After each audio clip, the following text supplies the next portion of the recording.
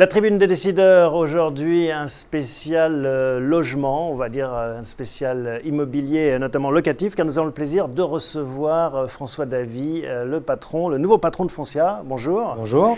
À nos côtés, bien sûr, Eric Walter, le directeur de la rédaction de la Tribune. Bonjour Eric. Bonjour. Alors François Davy, merci d'avoir accepté cette invitation. Vous avez 56 ans, vous êtes le président donc, du groupe Foncia depuis janvier 2012. Auparavant, vous avez exercé des missions de direction chez Adecco, chez La Poste, Schweppes ou encore Motorola. Foncia, on le rappelle, le leader des services immobiliers en France avec plusieurs métiers, la gestion locative, je parle sous votre contrôle, le métier de syndic, la location et un peu moins de transactionnel.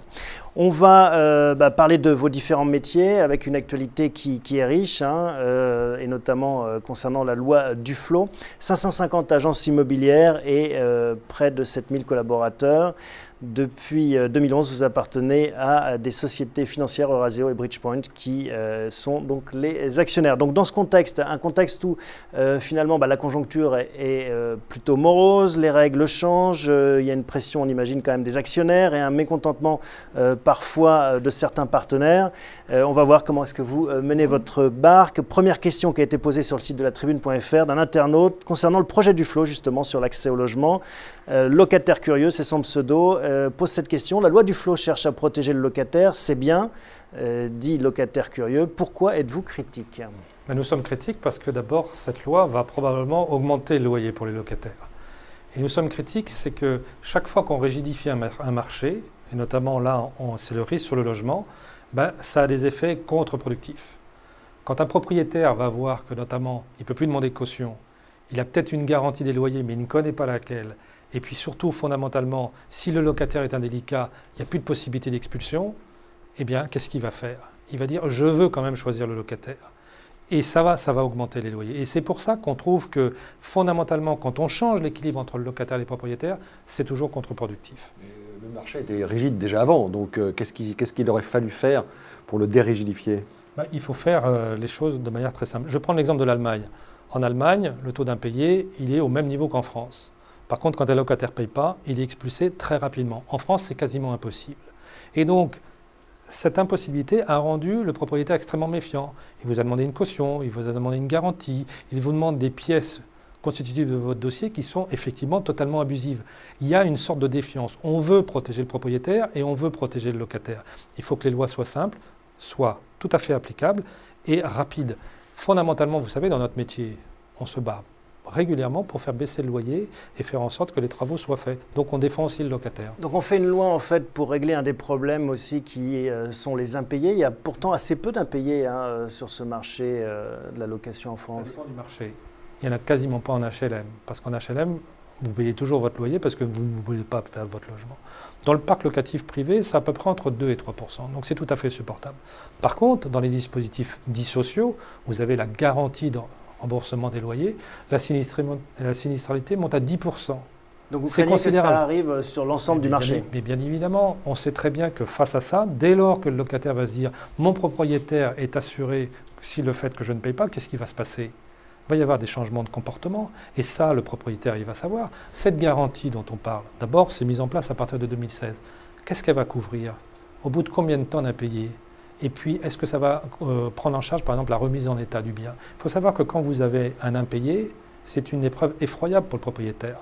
Pendant plusieurs années, il n'a pas accès au logement, il n'a pas accès au loyer. Et souvent, il récupère le logement de manière absolument détestable. C'est pour ça que les propriétaires se battent. Et donc, plus ils se protègent, plus, bien évidemment, c'est le locataire. Et donc la loi ne changera rien, c'est ça que vous dites en gros?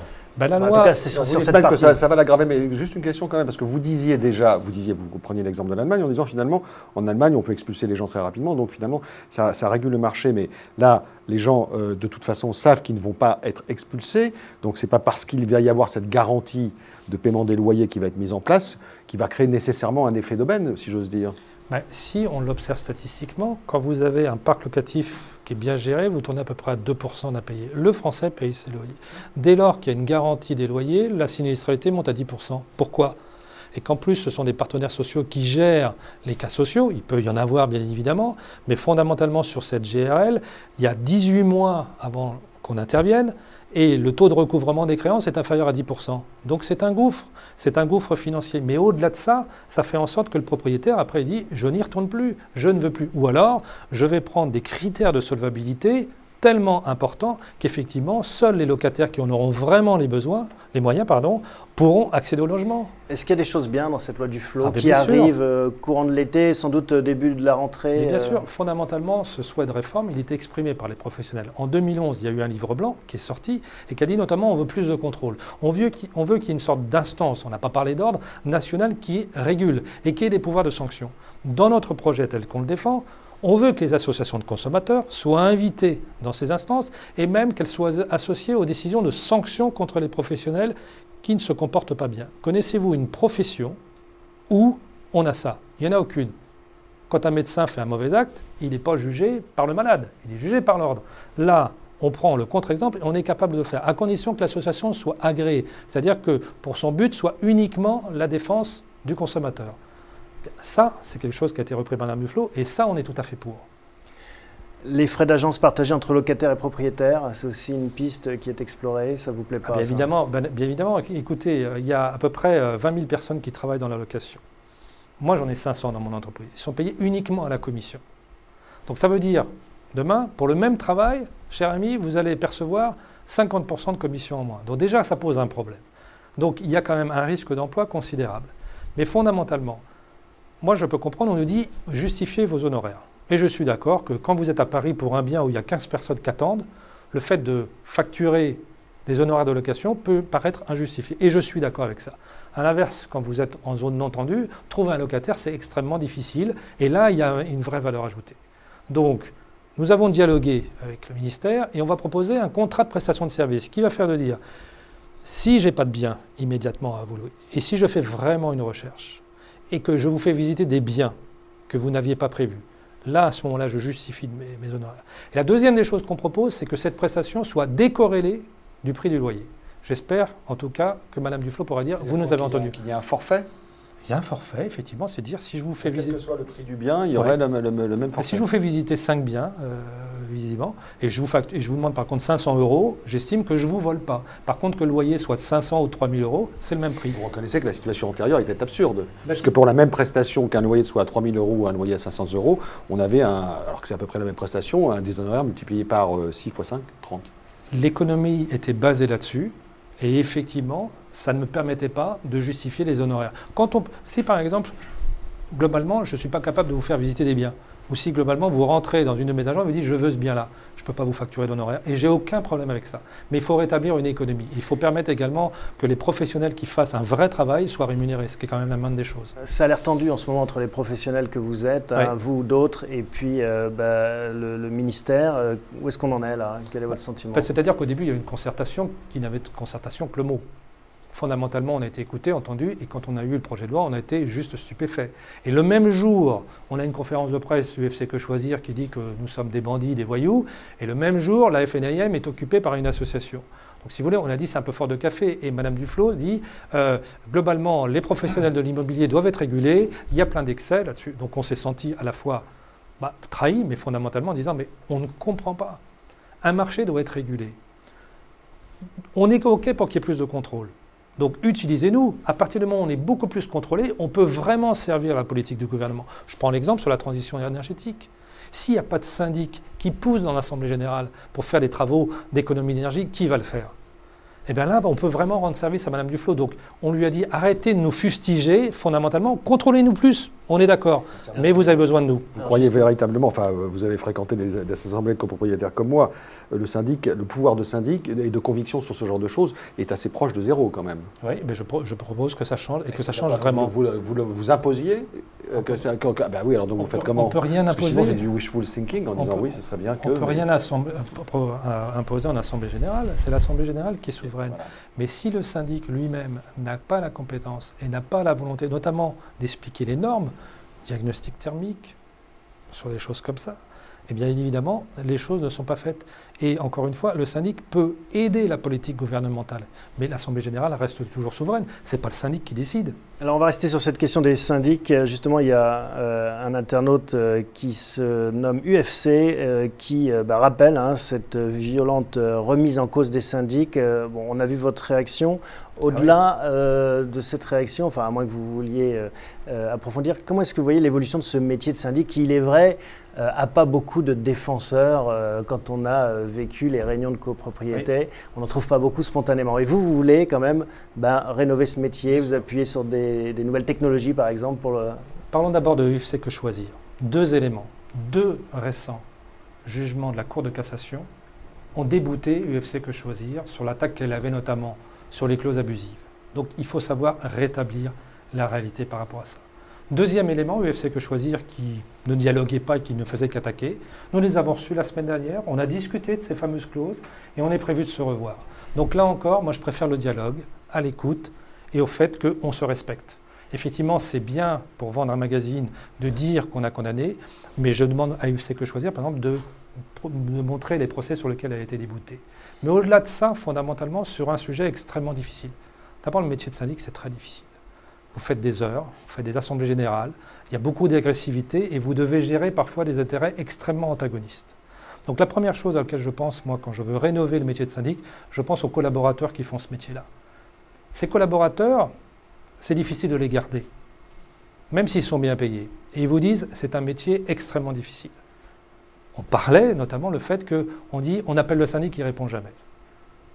Et moi j'ai regardé. Et peut-être le fait que je ne vienne pas de l'immobilier m'a permis de regarder ce métier-là de manière peut-être un peu différente. Et la première conclusion à laquelle je suis arrivé, c'est de dire, pour que le syndic réponde au téléphone, et c'est normal qu'il réponde au téléphone, il faut qu'il ait moins d'appels. Il faut qu'il soit moins submergé. Ça ne veut pas dire que le client, le copropriétaire, a faux, mais ça veut dire qu'il n'a pas une information disponible. Depuis l'année dernière, toutes nos copropriétés ont un extra-tête. Et depuis le mois de juillet, depuis le 1er juillet, on a enrichi la palette d'informations disponibles. On peut payer en ligne, on a accès à la comptabilité, on a accès et on peut envoyer un email à son gestionnaire. Bien sûr, l'évolution est lente, mais il faut absolument changer cette industrie. Donc ça, c'est votre chantier. Vous parlez pour Foncia, là, oui, vous ne parlez pas pour l'ensemble de la profession. Mais quand on a discuté avec le rapporteur de la loi, c'était lundi dernier à l'Assemblée nationale, sur le fameux compte séparé, compte unique, la comptabilité, dans lequel on dit on veut de la transparence, comme si le compte séparé permettait d'avoir une transparence. Le rapporteur, M. Goldberg, a dit, mais finalement, on devrait imposer que toutes les copropriétés soient sur un extranet et que ça fasse partie. C'est-à-dire que, comme pour votre banque, vous y avez accès, ben non, on est tout à fait favorable à ça.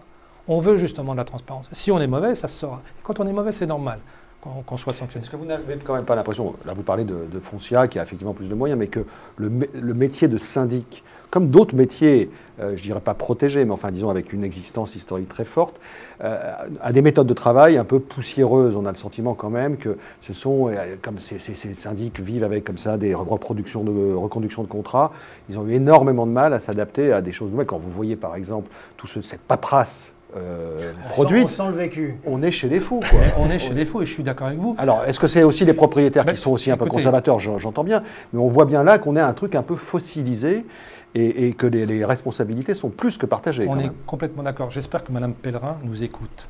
Pourquoi je n'ai pas le droit à la lettre recommandée électronique?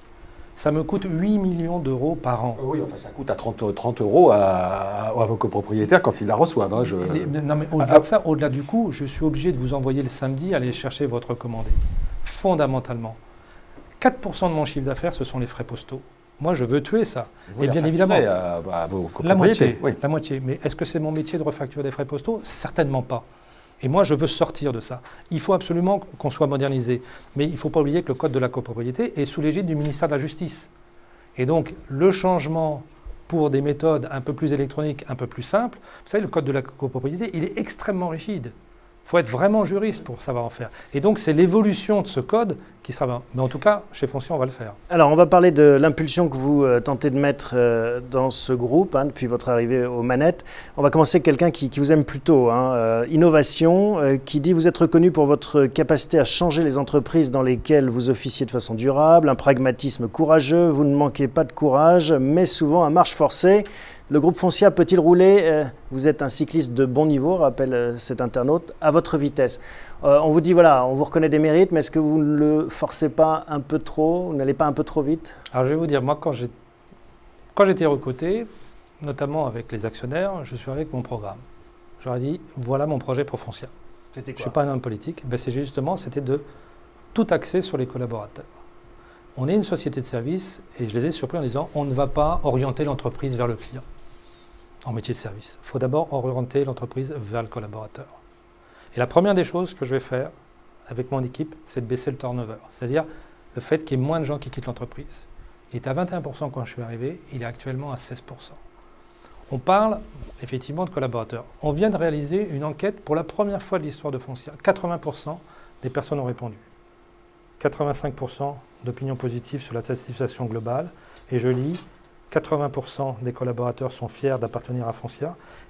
Et 74%, je suis prêt à recommander le groupe Foncia en tant qu'employeur. Ça, c'est votre étude. Pour moi, c'est la meilleure des réponses. On a aussi des internautes qui prétendent le contraire. Hein. Depuis votre arrivée, l'ambiance de travail au sein du groupe et plus particulièrement au sein du siège s'est fortement dégradée suite à de nombreux licenciements étouffés par des arrangements financiers.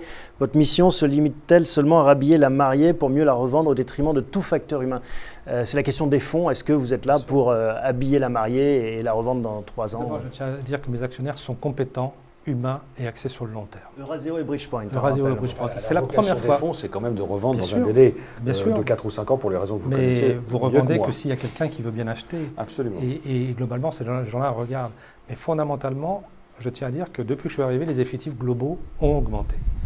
Certes, ils ont baissé au niveau du siège. Mais ça, c'était un parti pris de simplifier une entreprise, avoir moins de personnes au siège et plus de personnes sur le terrain. Le turnover a baissé, le niveau de satisfaction est à un niveau extrêmement satisfaisant. Alors bien évidemment, il y a eu des déçus peut-être en font-ils partie, et on ne peut pas satisfaire tout le monde, mais fondamentalement, le programme qui avait été indiqué dès mon arrivée, on le met en place. Autre sujet de friction, c'est cette affaire concernant les franchisés de Foncia, une partie d'entre eux. Alors on a beaucoup d'internautes qui se sont manifestés. Que pensez-vous de ce sujet? Dans les faits, donc une quarantaine de franchisés ont appris par recommandé daté du 13 juin que leurs contrats ne seraient pas renouvelées. Cette réorganisation n'aurait-elle pas pour objectif de vous approprier gratuitement les gains d'activité que les franchisés réalisent en récupérant les zones rentables pour les confier à des succursales intégrées du groupe? Il y a beaucoup de messages qui sont arrivés. Est-ce que vous pouvez nous faire un point sur cette attitude vis-à-vis des franchisés et cette nouvelle politique? Alors tout d'abord, je suis le premier président du groupe Foncia à s'être adressé aux franchisés. Dès avril 2012, je suis allé les voir et je leur ai dit ce que je l'ai fait. Et c'est ce qui est fait maintenant, dès avril 2012. Qu'est-ce que je leur ai dit? Je leur ai dit, d'abord, première chose, Foncia, nous ne sommes pas leaders en transaction, nous voulons l'être. Et nous devrions l'être déjà. Et on va se développer dans la transaction et on compte sur la franchise pour le faire. Dans le même temps, on a un potentiel important sur les zones où nous avons des cabinets d'administration de biens.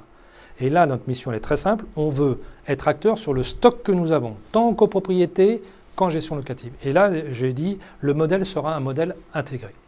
La franchise s'est développée chez Foncia, on en a à peu près une centaine, c'est très insuffisant, et elle s'est développée de manière anarchique. Et donc les relations sont parfois bonnes, sont parfois très difficiles. Il y a des problèmes de concurrence, il y a des problèmes d'accès à l'information, d'accès au mandat. J'ai dit, je vais faire quelque chose qui soit stable. Il y a des zones dans lesquelles j'ai mes cabinets d'administration de biens, sur lesquelles, là en transaction, c'est le modèle intégré. Ailleurs, c'est le modèle franchisé. Et je vais vraiment délimiter ces zones. Et sur ces zones-là où les franchisés seront, jamais je me mettrai et je propose un contrat de 8 ans. Ce que nous avons fait également, c'est que même les gens qui avaient un contrat jusqu'à 2017, bien évidemment, on respecte le contrat, mais on leur a dit tout de suite, à terme, on va se développer dans la zone où vous êtes. Et donc, on leur a dit, bien évidemment. Alors moi, je dis une chose aux franchisés, s'ils m'écoutent, c'est de dire, on vous avait proposé de revenir nous voir pour nous faire part de votre doléance, vous n'êtes pas venus. Et à l'inverse, vous avez fait, voix de presse, le fait qu'effectivement, vous n'étiez pas content. Qu'il y ait des mécontentements, qu'il y ait des inquiétudes, elles sont tout à fait légitimes. Ce sont des entrepreneurs, ils ont investi beaucoup, ils croient dans Foncia, on leur dit on ne vous renouvelle pas. Moi je comprends leur inquiétude, mais il faut traiter le cas isolément. Il y a des situations totalement différentes. Il y a des cas où effectivement on veut même racheter l'entreprise, on est prêt. Il y a des cas où on veut même laisser le franchisé tel qu'il est, mais on veut lui donner de la visibilité. Et à l'inverse, pour ça il faut qu'il y ait du dialogue. Donc encore une fois je renouvelle, Si on veut venir nous voir pour parler des sujets, on est prêt à le faire, comme on l'a toujours fait, mais de grâce, qu'on nous écoute. Oui, mais enfin, les négociations ne sont pas sur le même pied d'égalité. Quand vous demandez, enfin moi je ne connais pas particulièrement tous les dossiers, bien moins bien que vous en tout cas, vous demandez à quelqu'un qui a, je ne sais pas, développé son business pendant 10 ans avec une franchise, et puis vous lui dites, bah non, vous allez dans la zone au fin fond de je ne sais quelle région que je ne citerai pas pour ne pas avoir de coups ou de mails incendiaires, mais enfin où il faut qu'il reparte de zéro, alors que tout son actif, si j'ose dire, est du coup complètement dévalorisé. Mais bien évidemment, c'est pour ça qu'on propose 3 solutions. La première des solutions qu'on propose, c'est le rachat. On propose de racheter l'entreprise. Donc, ça permet à l'entreprise, effectivement, de valoriser. Tout dépend du prix, bien évidemment, et c'est pour ça que c'est au cas le cas. La deuxième des choses sur lesquelles on est prêt à faire, c'est effectivement de prendre une part minoritaire ou majoritaire selon le cas dans l'entreprise, de façon à faire en dire, ben, ça va nous permettre de globaliser ces éléments-là. Ou alors on dit tout simplement, on ne renouvelle pas. Mais le franchisé conserve son fonds de commerce, conserve son activité, il y a simplement, il n'est plus affilié au réseau foncier. Il n'est pas obligé de déménager lui-même. Simplement, il ne fait plus partie du réseau foncier. Donc je crois qu'il faut rétablir la vérité des choses. Dans le même temps, moi, ce que je retiens, c'est que les gens sont attachés à foncière. Ils ont bâti sur foncière et je peux comprendre notamment leur colère et quelque part aussi leur inquiétude. Mais ça se traite au cas le cas. Et ça se traite autour d'une table.